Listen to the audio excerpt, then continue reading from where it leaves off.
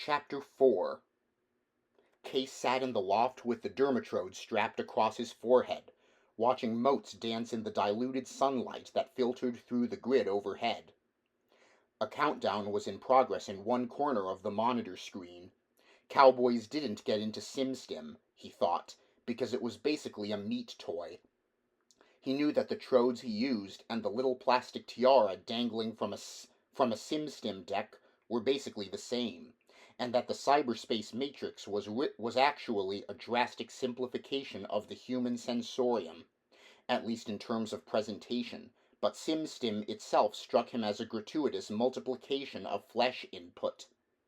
The commercial stuff was edited, of course, so that if Tally Isham got a headache in the course of a segment, you didn't feel it. The screen bleeped a 2-second warning. The new switch was patched into his Sendai with a thin ribbon of fiber optics. And 1 and 2 and... Cyberspace slid into existence from the cardinal points. Smooth, he thought, but not smooth enough. Have to work on it. Then he keyed the new switch. The abrupt jolt into other flesh. Matrix gone. A wave of sound and color.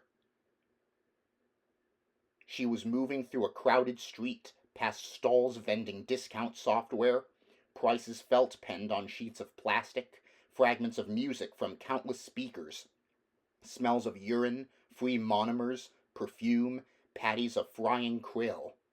For a few frightened seconds he fought helplessly to control her body, then he willed himself into passivity, became the passenger behind her eyes. The glasses didn't seem to be cut down in the sunlight at all. He wondered if the built-in amps compensated automatically. Blue alphanumerics winked the time, low in her left peripheral field. Showing off, he thought. Her body language was disorienting, her style foreign. She seemed continually on the verge of colliding with someone, but people melted out of her way, stepped sideways, made room. "How you doing, Case?" He heard the words and felt her form them. She slid a hand into her jacket, a fingertip circling a nipple under warm silk. The sensation made him catch his breath. She laughed, but the link was one way. He had no way to reply. 2 blocks later, she was threading the outskirts of Memory Lane. Case kept trying to jerk his eyes toward landmarks he would have used to find his way. He began to find the passivity of the situation irritating. The transition to cyberspace, when he hit the switch, was instantaneous.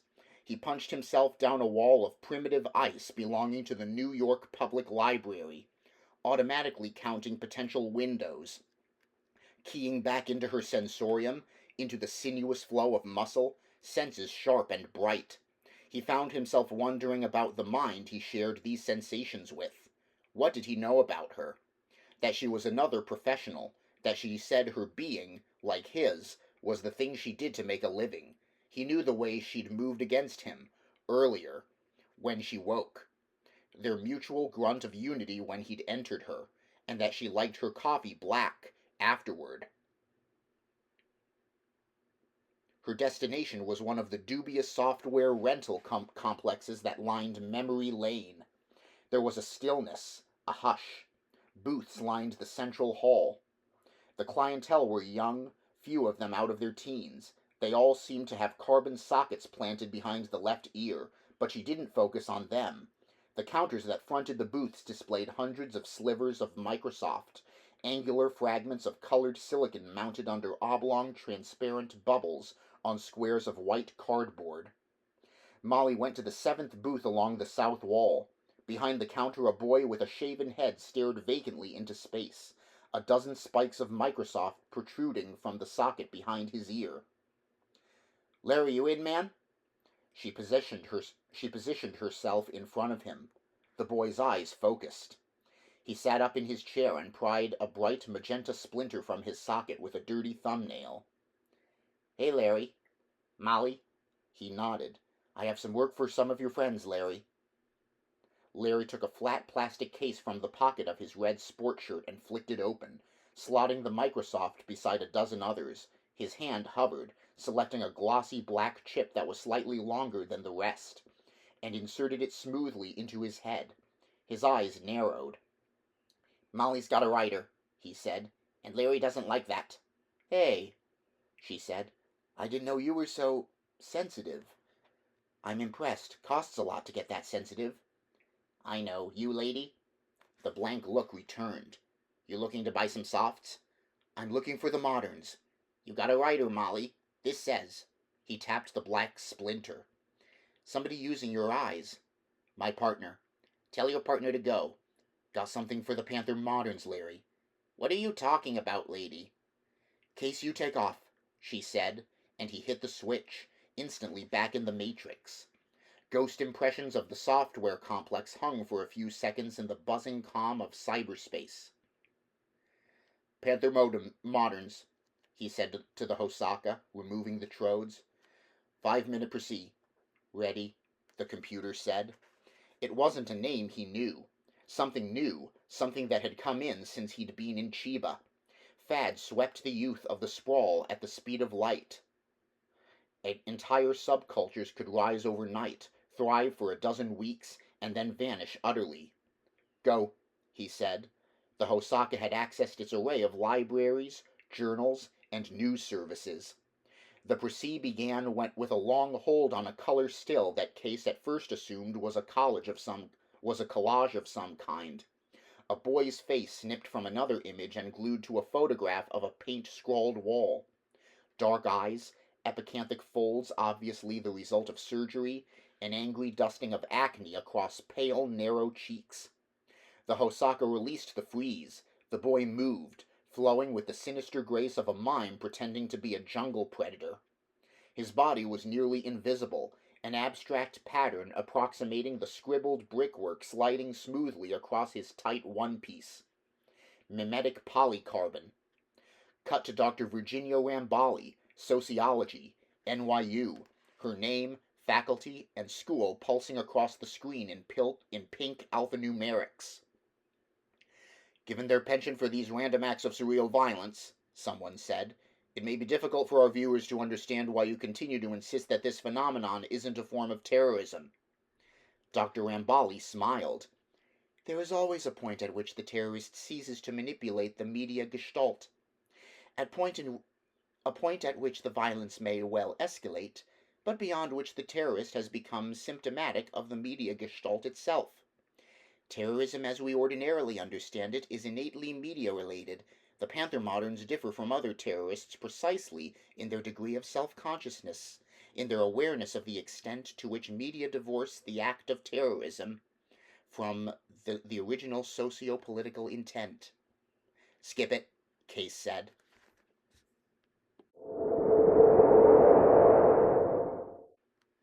Case met his first modern 2 days after he'd screened the Hosaka's Proceed. The moderns, he'd decided, were a contemporary version of the big scientists of his own late teens.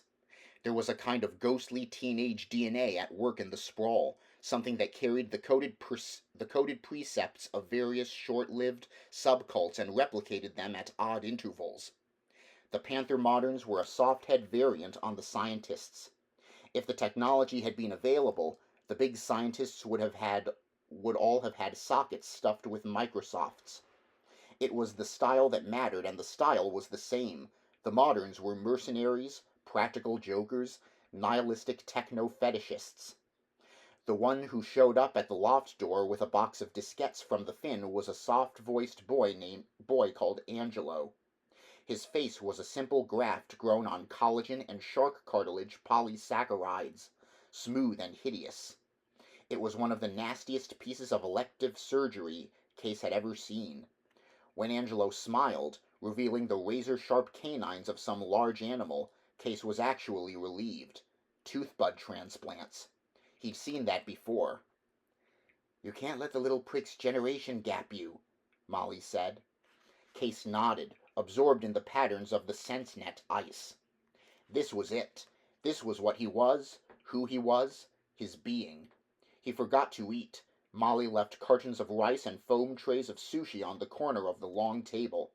Sometimes he resented having to leave the deck to use the chemical toilet they'd set up in a corner of the loft. Ice patterns formed and reformed on the screen as he probed for gaps, skirted the most obvious traps, and mapped the route he'd take through SenseNet's ice. It was good ice. Wonderful ice. Its patterns burned there while he lay with his arm under Molly's shoulders, watching the red dawn through the steel grid of the skylight. Its rainbow pixel maze was the first thing he saw when he woke. He'd go straight to the deck, not bothering to dress, and jack in. He was cutting it. He was working. He lost track of days. And sometimes falling asleep, particularly when Molly was off on one of her reconnaissance trips with her rented cadre of moderns, images of Chiba came flooding back. Faces and Ninsei neon. Once he woke from a confused dream of Linda Lee, unable to recall who she was or what she'd ever meant to him. When he did remember, he jacked in and worked for 9 straight hours. The cutting of SenseNet's ice took a total of 9 days. "I said a week," Armitage said, unable to conceal his satisfaction when Case showed him his plan for the run. "You took your own good time." "Balls," Case said, smiling at the screen. "That's good work, Armitage." "Yes," Armitage admitted, "but don't let it get to your head. Compared to what you'll eventually be up against, this is an arcade toy."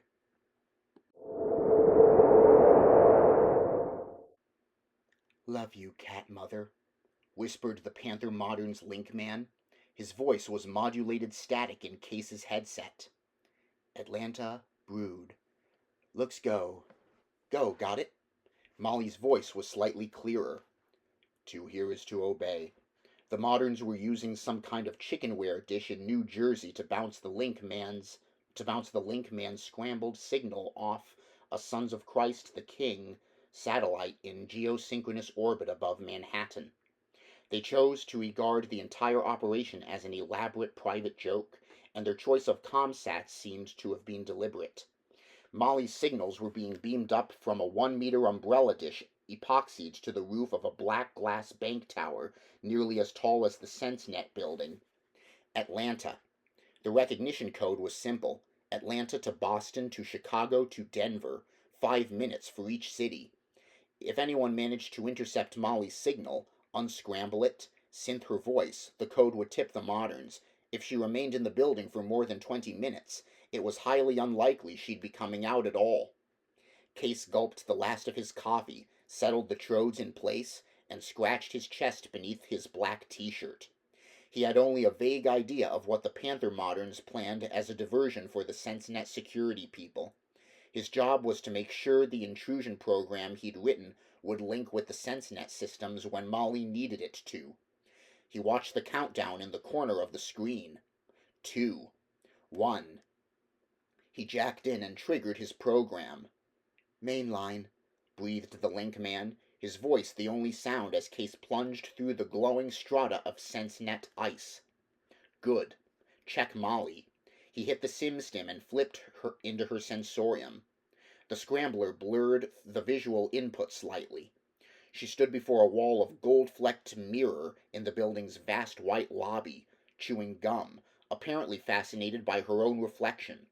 Aside from the huge pair of sunglasses concealing her mirrored insects, she managed to look remarkably like she belonged there. Another tourist group hoping for a glimpse of Tally Isham. She wore a pink plastic raincoat, a white mesh top, loose white pants cut in a style that had been fashionable in Tokyo the previous year. She grinned vacantly and popped her gum. Case felt like laughing. He could feel the micropore tape across her rib cage, feel the flat little units under it, the radio, the SimStim unit, and the scrambler. The throat mic, glued to her neck, looked as much as possible like an analgesic dermadisc. Her hands, in the pockets of the pink coat, were flexing systematically through a series of tension-release exercises. It took him a few seconds to realize that the peculiar sensation at the tips of her fingers was caused by the blades as they were partially extruded, then retracted. He flipped back. His program had reached the 5th gate. He watched as his icebreaker strobed and shifted in front of him, only faintly aware of his hands playing across the deck, making minor adjustments. Translucent planes of color shuffled like a trick deck. Take a card, he thought. Any card. The gate blurred past. He laughed. The SenseNet ICE had accepted his entry as a routine transfer from the consortium's Los Angeles complex. He was inside. Behind him, viral subprograms peeled off, meshing with the gate's code fabric, ready to deflect the real Los Angeles data when it arrived. He flipped again. Molly was strolling past the enormous circular reception desk at the rear of the lobby. 12:01:20 as the readout flared in her optic nerve.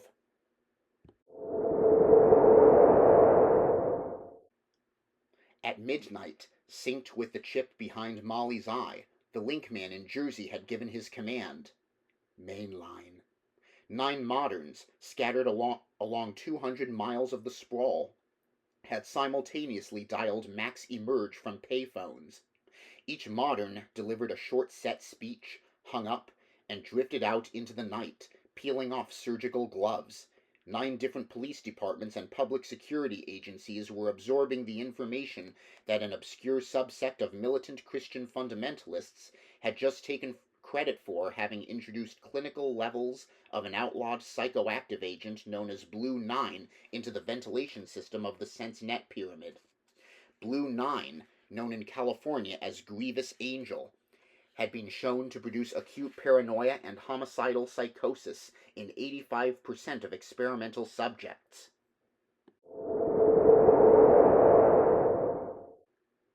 Case hit the switch as his program surged through the gates of the subsystem that controlled security for the SenseNet research library. He found himself stepping into an elevator. Excuse me, but are you an employee? The guard raised his eyebrows. Molly popped her gum. No, she said, driving the first 2 knuckles of her right hand into the man's solar plexus. As he doubled over, clawing for the beeper on his belt, she slammed his head sideways against the wall of the elevator. Chewing a little more rapidly now, she touched close door and stop on the illuminated panel. She took a black box from her coat pocket and inserted a lead in the keyhole of the lock that secured the panel's circuitry.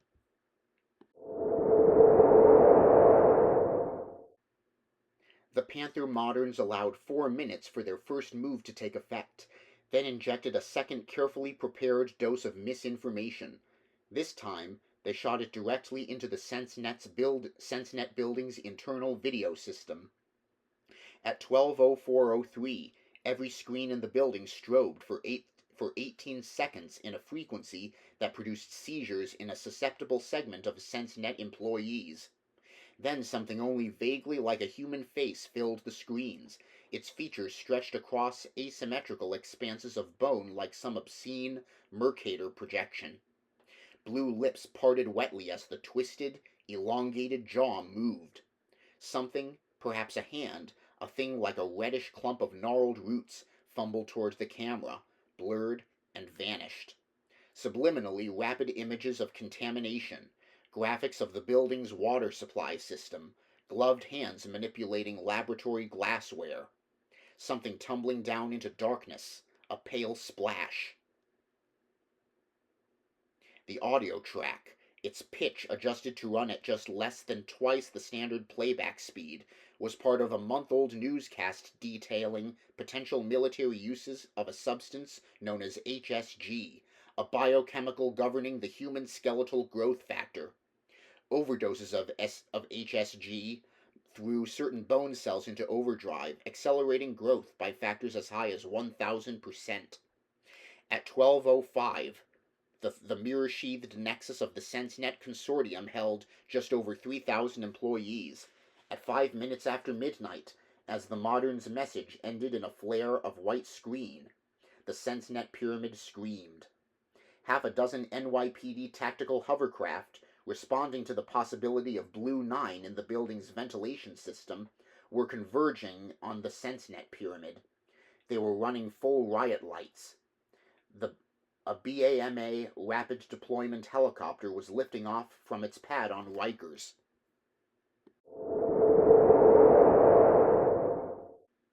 Case triggered his second program. A carefully engineered virus attacked the code fabric screening primary custodial commands for the sub-basement that housed the SenseNet research materials. "Boston?" Molly's voice came across the link. "I'm downstairs." Case switched and saw the blank wall of the elevator. She was unzipping the white pants. A bulky packet, exactly the shade of her pale ankle, was secured there with micropore. She knelt and peeled the tape away. Streaks of burgundy flickered across the mimetic polycarbon as she unfolded the modern suit. She removed the pink raincoat, threw it down beside the white pants, and began to pull the suit on over the white mesh top. 12:06:26. Case's virus had bored a window through the library's command ice. He punched himself through and found an infinite blue space ranged with color-coded spheres strung on a tight grid of pale blue neon. In the none-space of the matrix, the interior of a given data construct possessed unlimited subjective dimension. A child's toy calculator, accessed through Case's Sendai, would have presented limitless gulfs of nothingness hung with a few basic commands. Case began to key the sequence the Finn had purchased from a mid-echelon Saruman with severe drug problems. He began to glide through the spheres as if he were on invisible tracks. Here. This one. Punching his way into the sphere, chill blue neon vault above him starless and smooth as frosted glass, he triggered a sub-program that effected certain alterations in the core custodial commands. Out now. Reversing smoothly, the virus re-knitting the fabric of the window. Done.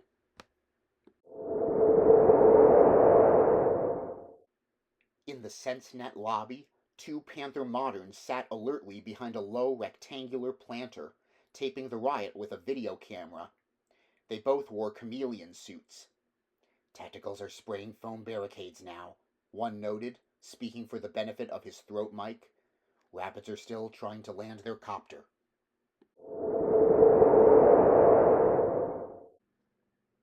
Case hit the SimStim switch and flipped into the agony of broken bone.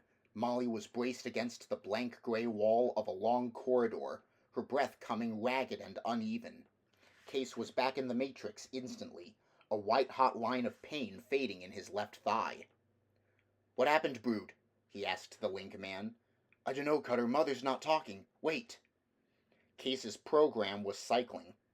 A single hair-fine thread of crimson neon extended from the corner of the restored window to the shifting outline of his icebreaker.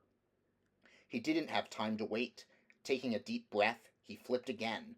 Molly took a single step, trying to support her weight on the corridor wall. In the loft, Case groaned. The second step took her over an outstretched arm. Uniform sleeve bright with fresh blood. Glimpse of a shattered fiberglass shock stave. Her vision seemed to have narrowed to a tunnel. With the third step, Case screamed and found himself back in the Matrix. "Brood! Boston, baby!"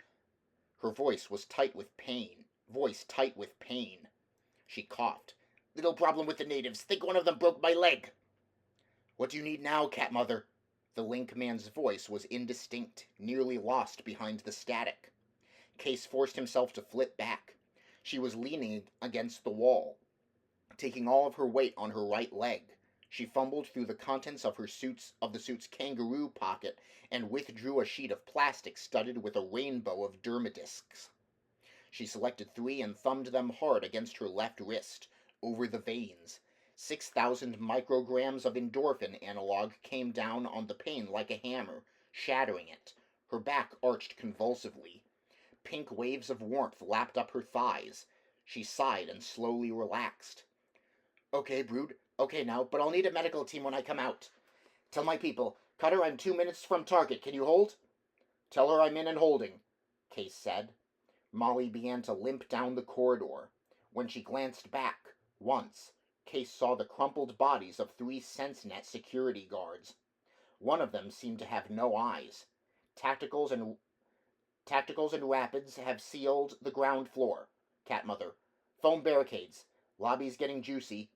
Pretty juicy down here, she said, swinging herself through a pair of gray steel doors. Almost there, Cutter. Case flipped into the matrix and pulled the trodes from his forehead. He was drenched with sweat. He wiped his forehead with a towel, took a quick sip of water from the bicycle bottle beside the Hosaka, and checked the map of the library displayed on the screen.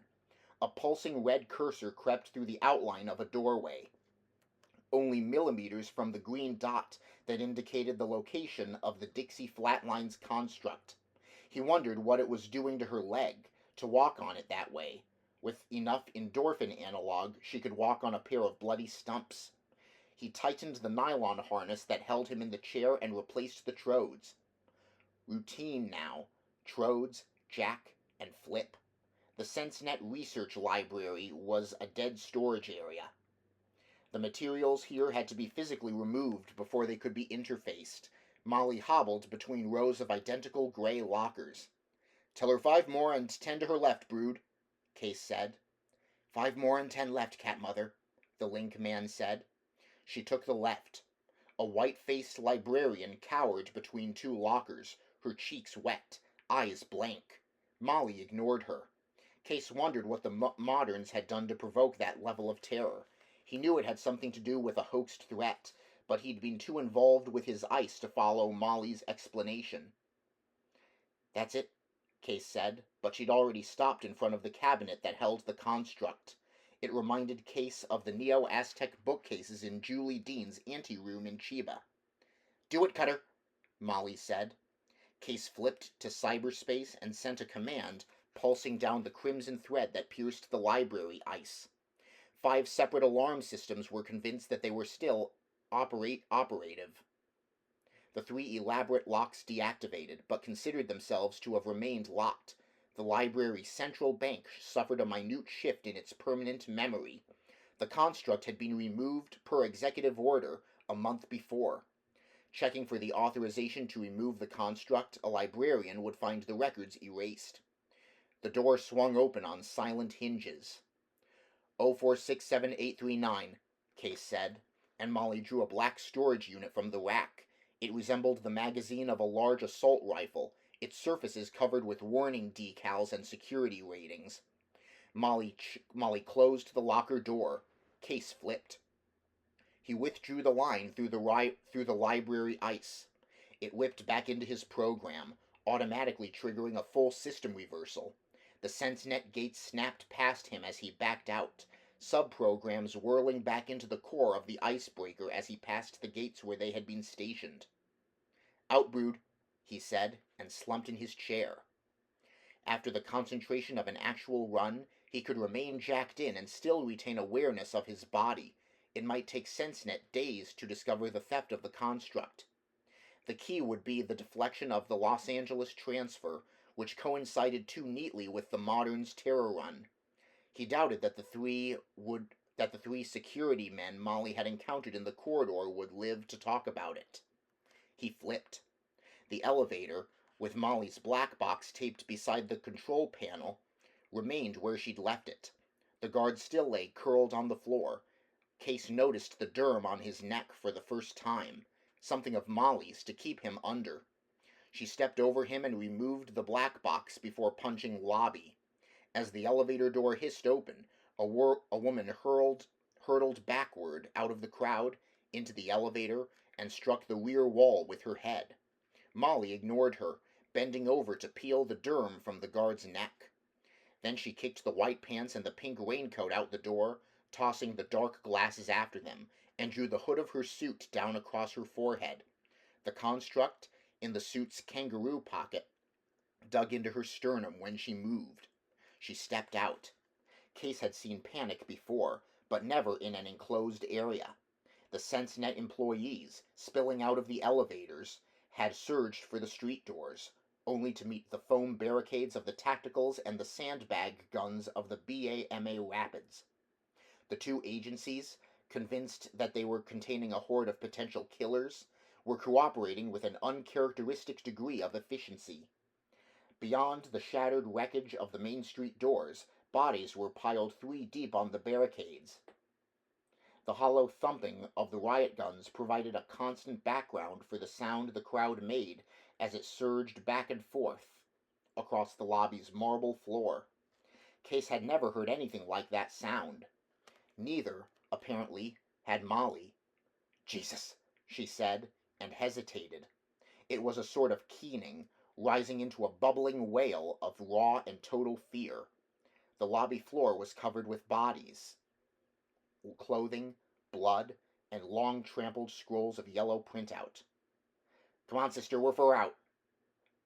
The eyes of the two moderns stared out of madly swirling shades of polycarbon, their suits unable to keep up with their confusion of shape and color that raged behind them. Come on, Tommy'll walk you." Tommy handed something to the one who spoke, a video camera wrapped in polycarbon. "Chicago," she said. "I'm on my way." And then she was falling, not to the marble floor, slick with blood and vomit, but down some blood-warm well, into silence and the dark.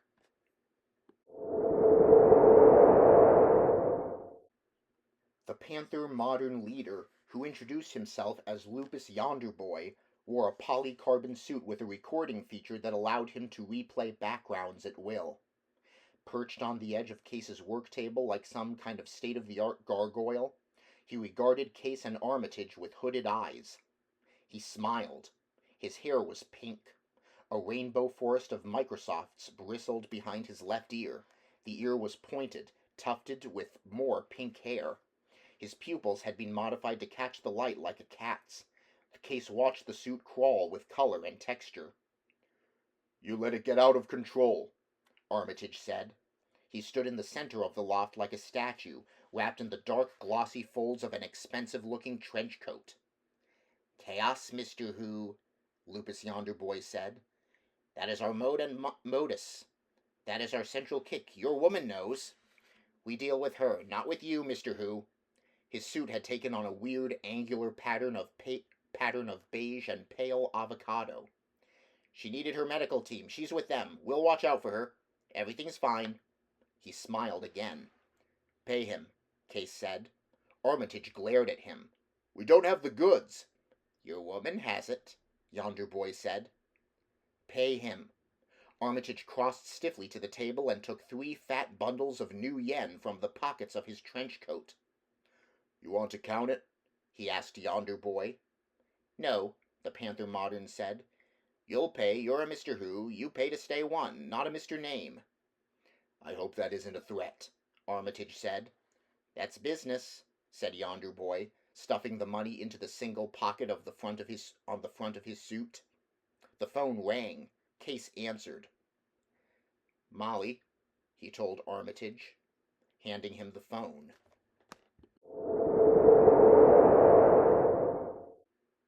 The Sprawl's geodesics were lightening into pre-dawn gray as Case left the building. His limbs felt cold and disconnected. He couldn't sleep. He was sick of the loft. Lupus had gone, then Armitage, and Molly was in surgery somewhere. Vibration beneath his feet as a train hissed past. Sirens dopplered in the distance. He took corners at random, his collar up, hunched in a new leather jacket, flicking the first of a chain of Yeheyuans into the gutter and lighting another. He tried to imagine Armitage's toxin sacs dissolving in his bloodstream, microscopic membranes wearing thinner as he walked. It didn't seem real. Neither did the fear and agony he'd seen through Molly's eyes in the lobby of the SenseNet.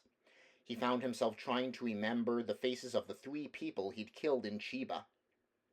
The men were blanks. The woman reminded him of Linda Lee. A battered tricycle truck with mirrored windows bounced past him, empty plastic cylinders rattling in its bed. "Case?" He darted sideways, instinctively getting a wall behind his back. "Message for you, Case." Lupus Yonderboy's suit cycled through pure primaries. "Pardon, not to startle you." Case straightened up, hands in jacket pockets. He was a head taller than the Modern. "You ought to be careful, Yonderboy." "This is the message. Wintermute." He spelled it out. "From you?" Case took a step forward. "No," Yonderboy said. "For you." "Who from?" "Wintermute," Yonderboy repeated, nodding, bobbing his crest of pink hair. His suit went matte black, a carbon shadow against old concrete. He executed a strange little dance, his thin black arms whirling, and then he was gone. No. There. Hood up to hide the pink, the suit exactly the right shade of gray, mottled and stained as the sidewalk he stood on. The eyes winked back the red of a stoplight, and then he was really gone. Case closed his eyes, massaged them with numb fingers, leaning back against peeling brickwork. Ninsei had been a lot simpler.